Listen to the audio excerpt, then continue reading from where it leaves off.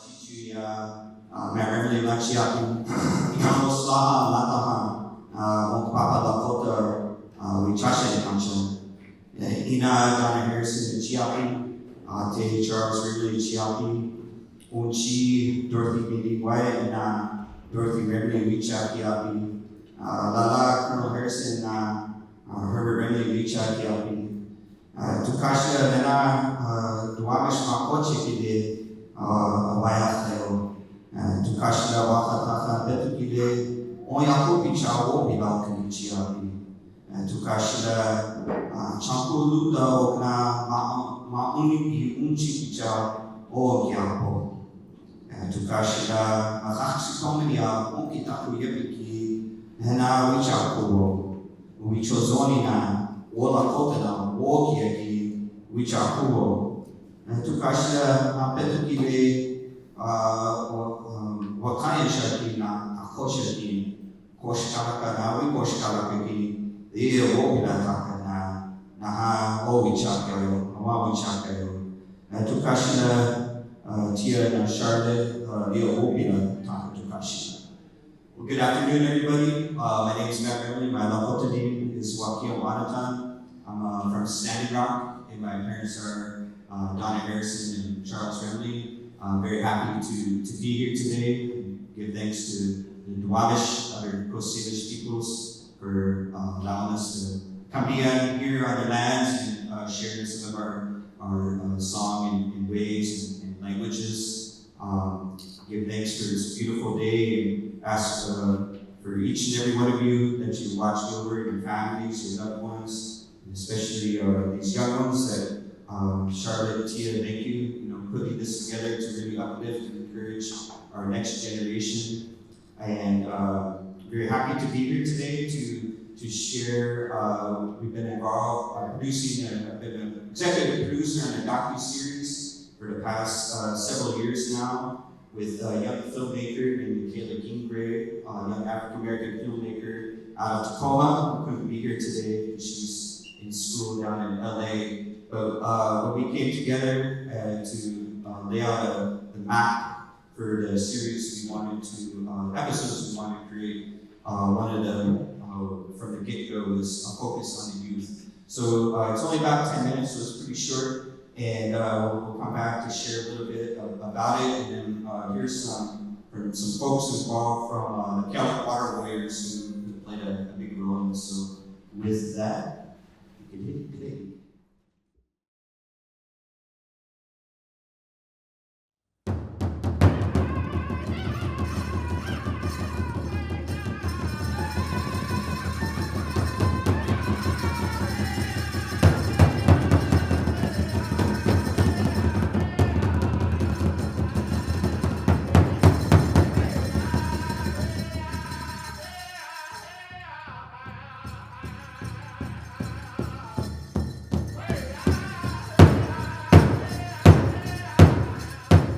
These lands are beautiful.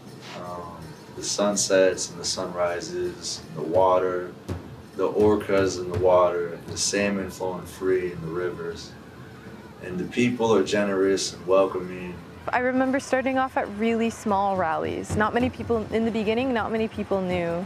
And there was like groups of like 15 people maybe. And now it's like grown to thousands and thousands and hundreds of thousands of people. So I was around 11, I think I'm 24 now, so that's half of my life been advocating for the environment. And there's that fire inside, you can't really like put it out.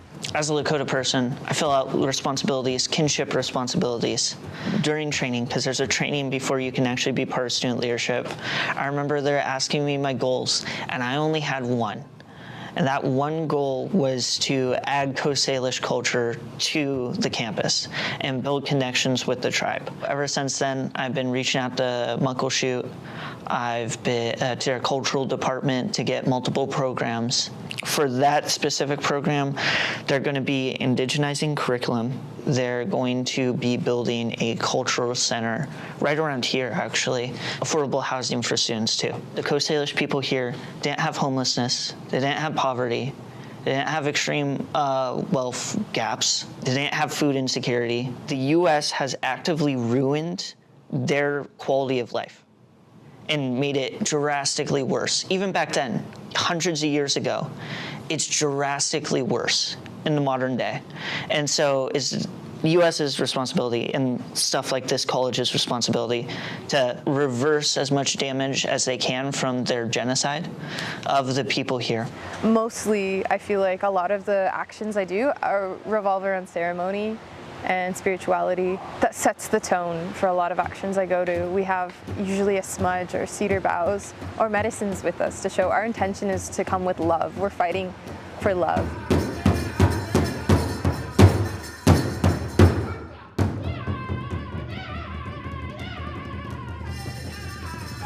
I was around 11 years old when I first started to hear talks about a pipeline wanting to be built through our traditional territory. My dad came to me and he said, there is going to be a pipeline coming through our territory, an oil pipeline.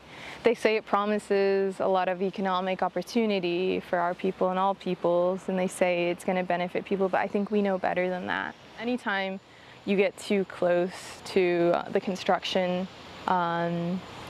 there's a chance of getting arrested. My grandmother was actually arrested too. I personally don't have fear of standing up for my land and standing up for my people and future generations, and I know many others fearlessly stand by my side. Lakota means to be a good neighbor, and since I'm a neighbor here, neighbor of all people from North America, it's important to help them out.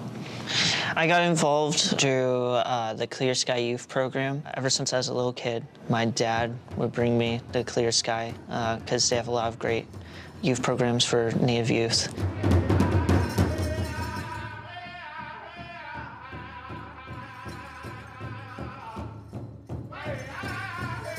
One of the ideas that was thrown around was protecting Coast Salish sacred sites around Washington. We partnered with the library to spread awareness for this. We wrote a draft resolution, which was then edited because, you know, we're all 12.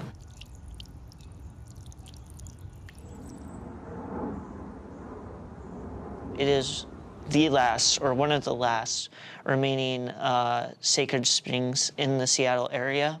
The spring at Licton Springs is red because it's iron oxide, but a lot of them were just capped for like buildings, apartments. Not just an important sacred site for the people from here, but people from all First Nations of North America.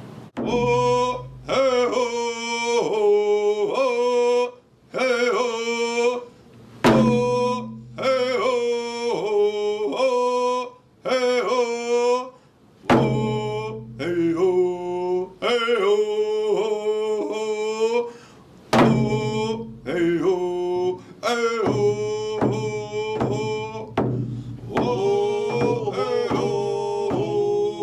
Water Warriors, we're a group of people with good hearts, that's for sure. And we stand up for what's right. It doesn't matter who you are, we're going to stand up for what's right. We were there for BLM, we were there for Free Palestine, we were there for no LNG and Standing Rock. We're there to stand for what's right. I feel honored and I feel great to be a part of an organization that helps out a lot in our community and helps out a lot. It feels good that we can get together with other people that see what's going on in the world and they don't feel right about it either. They want to do something about it. And we're already close friends, so it's like this group just brought us closer. Yeah. Once we The got bond in just there, really just got tighter over time. Like, you know what I'm saying? There's like-minded people looking for this. and the chemistry was there. Yeah, the bond just definitely got tighter. So there was like a shipment of weapons that was supposed to be sent off from our port here through the Puyallup tribal ancestral waters that was bound for Israel to, you know, weapons to be used against Palestinians. So Dylan, Dakota, and a few other of us from the Water Warriors paddled out in an attempt to block the ship from heading out. And when the Coast Guard had pulled up on us, we were not intimidated whatsoever. They had to keep calling more Coast Guard boats, as if they were the ones intimidated by us in a canoe. With big old 50 cal machine guns on it. They're just staring us down. Yeah, we're just sitting there singing, we're paddling, you know, we're waving the Palestinian flag. We're within our rights and our waters. Some people be scared or just don't be comfortable enough because they think it's like, oh, that stuff is just for old people. But it's like young people can come out and do it too. It's not just, oh, you got to be a certain age to come out and try to change the world. You could be any age and try to come out and just express your feelings. You don't really got to leave your house. It all starts as simple as just a simple social media post, a repost. Yeah, there's just plenty of ways to get out of that, get your voice out there. And, a lot of these movements, they support each other. So you'll find a lot of these movements supporting one. So if you find one, you'll most likely find another one. I'd say just go into whoever you got in your community and just try to get involved. Take whatever you think you need and, push the rest out. Like, okay, I'll take what I learned today. You just gotta really go out there, like, in other ways. You could ask your elders, the people older than you, like, hey, what's something that, you think we would need, or something we could change, or like, what were problems for you growing up? Like, you can see if it had to change it, and if it hasn't, how about, that's where you push up and like, okay.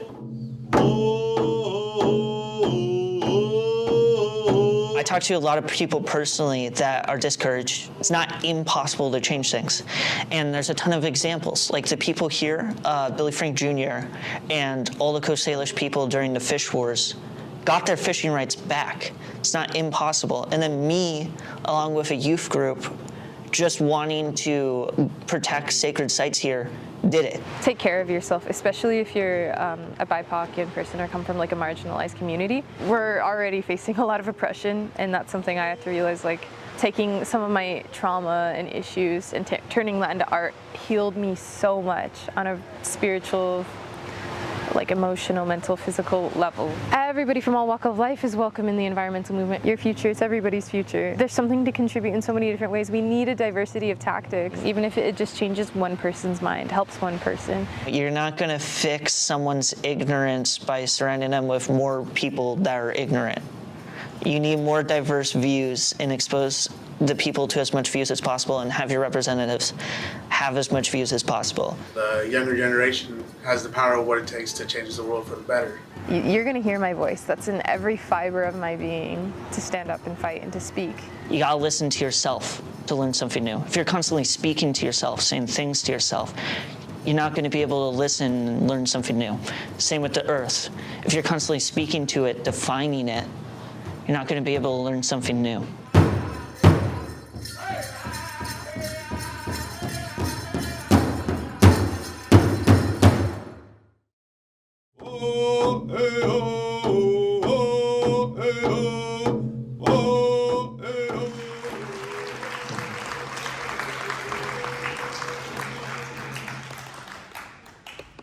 Thank you.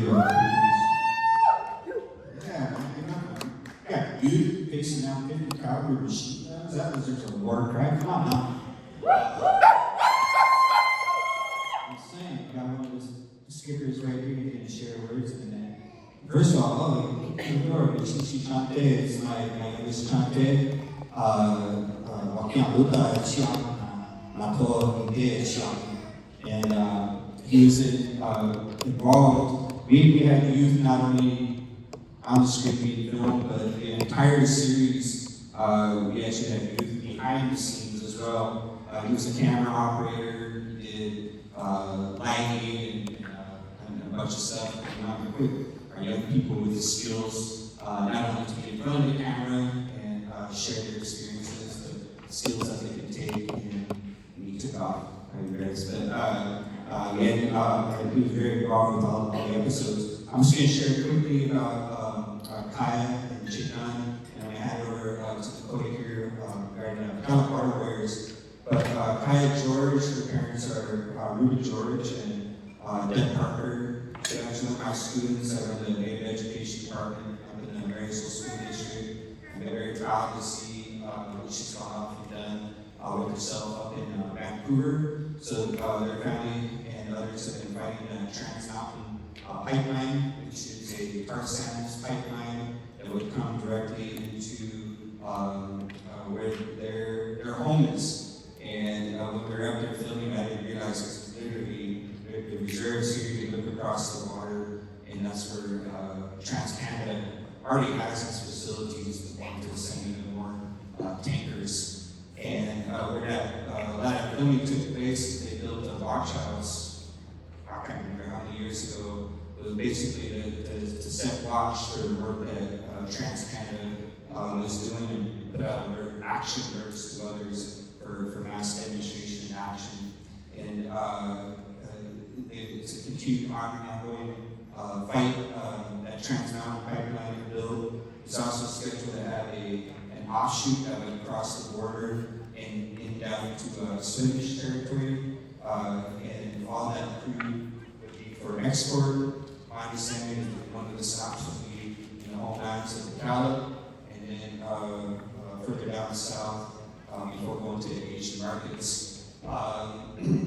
Chayton, in fact, my oldest son, he was at that time the president of Marysville College, and he was referring to a lengthy campaign he did that started actually back in 2013 with some elders from the area expressed concern around construction that was taking place around Lipton Springs, which is just north of the old Indian Heritage High School, now our Eagle Staff School, and got asked to help out and get some protective status so there could be no capping of that. My understanding, and it used to be a network of a bunch of mineral springs that stretched from there all the way to Thornton Creek on the North Gate side, and this was the last one that wasn't capped. And so from 2013 until I think 2020, we worked on an effort to get historic landmark preservation status, which became the first native site in the city of Seattle to gain landmark preservation status, which means they can't alter, change, or do anything to that particular site. It also allowed for the daylighting of two other mineral springs that were on that site. And I don't know if anybody had gone there in years past, but it used to be just a tiny little trickle, a stream where they could collect that medicine. And now you go up there, that medicine is everywhere. Yeah, it's beautiful to see. Likewise, on that campaign, we wanted to give youth the skills to be able to run campaigns. Like, why is it important to protect sacred sites? And we had these young girls. We started workshops with them in the summertime. It's like August in the Bitter Lake Community Center. No AC, nothing. And when we first started, it was actually our young native boys, many of whom have been kicked out of Seattle public schools, getting out of getting, but they were attracted to this for whatever reason, whatever motivated them, and kind of learned from a lot of the elders, Ken Bergman, Jackie Swanson down in Buckleshoe, and especially Chief Andy de Los Angeles from Snoqualmie, gave these youth and myself and others like History 101 was like the valuable experience and knowledge, like a real privilege to be hearing and learning the things about that particular site, the ceremonies, and so forth. So anyways, the youth themselves launched the whole media campaign, learned how to, that's not weird, it was Che. I don't know if he took off, but he actually taught them the photography, and who's around here earlier. And not only how to take the photos, but how to edit them, again, give them the skills. They did a whole social media campaign and stuff. So the one thing that was also asked of us, other than the protection status, was to get historically correct information about the site and traditional artwork. So you saw that rock that was put in. We got Owen Oliver is just completed some of the signage that's going to be going up there, and then I forget the name, but it's a Snoqualmie artist that's going to be installing artwork at one of the new facilities up there. So that's a little bit about that campaign. Now, before I hand over to Dakota here, when we were putting together this episode, one thing that Kayah and I kind of going back and forth discussing was whether or not to include mentors, because none of us who engaged in the work, including these young people, just kind of pop out of the woodwork out of nowhere. We all sat on the shoulders and built up by elders or people, family or whomever, and to give direction. And supporting our youth, you know, it's absolutely critical and important to have positive, healthy role models in their life that can help guide and direct. And that's why I'm really proud to stand for Dakota here, because that's absolutely what he's been for Puyallup Water Warriors and others. So Dakota, thank you. Absolutely been a mentor to them. My understanding, they're rock pumping out on the freeway coming up here down in Kayah. So the youth up there couldn't be here, but we got their mentors. So thank you.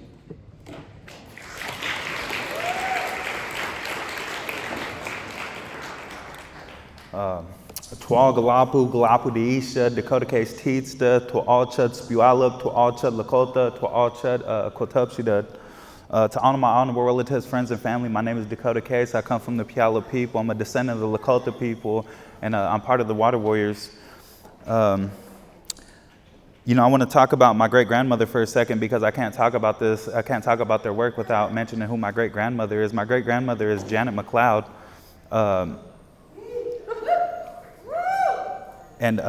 You know, her thing to me as a child, you know, I had a foundation and was grateful that I had a foundation, even though I lost her to dementia at an early stage of life. I was grateful for the foundation she gave me, and that was our work is always supposed to be for the next generation, uplifting the next generation of people, making sure we remember who we are, making sure that we know our inherent ways of life. And she did that very well. When she passed away when I was 13, I felt completely lost because I was in a boarding school for 2 years. It was a changed name. It was a behavioral modification school for Native kids, and it was ran by Mormons. So you can only imagine the stuff that I was put through in that. And I came back over here, and my grandmother didn't know who I was when I came back. And then she passed away. I walked in there and I said, "Grandma," I was 13 years old. I said, "Grandma, it's Dakota." She said, "You're not my Dakota Wayne. Get away from me." And that really had its impact on me. And when she passed away, I turned my back on the culture. I turned my back on everything that she taught me. I turned everything and completely blanked it out and locked it away in the deepest space in my mind and completely forgot who I was, where I came from, and who my family was and who my lineage was. And I was lost like that for years. I finally went to prison. I was in that, and I went in and out of jail. I was lost in addiction all them years, all the way until I was 22 years old. And then I went to prison for the last time when I was 22 years old, and I sat in IMU for 365 days, and I figured out who I was again. In those 365 days, I figured out who I was.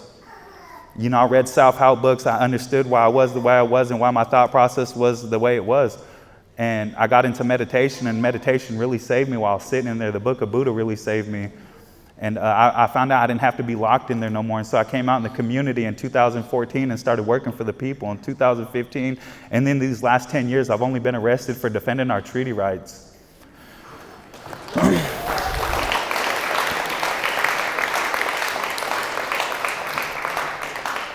So 2018 came around, and Puyallup had paddled to Puyallup, our canoe journey.